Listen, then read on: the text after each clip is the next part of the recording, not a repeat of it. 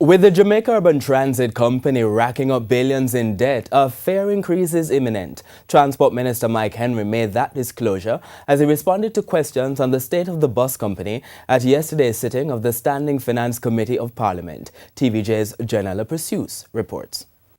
The Transport Minister calls it D-Day. When it comes to JUTC and land transport, D-Day is here, Decision Day. As to when Decision Day will fall, Mr. Henry would only say this. I'm preparing to go to Cabinet with what the real cost of the fare should be. Are you going to join with me in saying we should pay the real cost? Well, as I've said publicly, is that I think that there are things that should be done by the entity itself and the government before going to the public to ask for an increase. And that would relate to staff costs, fuel, cost of fuel. Fleet. So we are signing an agreement to look at LNG in a limited number of buses. In 6 years, between 2010 and 2016, JUTC bus fares have moved from $50 to $80 to $100. But this has proven to be inadequate as the company continues to operate at a huge financial loss. The figure over time has climbed to $6 billion. The minister was asked whether an application has been made for the increase.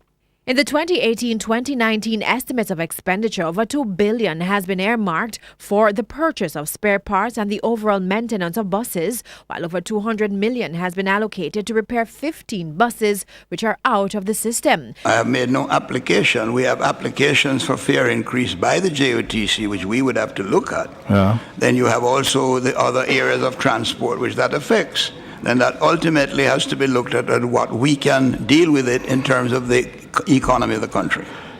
Is it still the policy? Well, I see nothing in here to purchase any new buses, so we're not looking at any new buses for this financial year. No. Meanwhile, the minister says as part of lowering costs, there have been staff cuts at the JUTC. The staff complement in 2018-19, 2018 is 2230. In December 2018 is 1900. Okay. So that's 330 down. And I would like to just add for that colleague,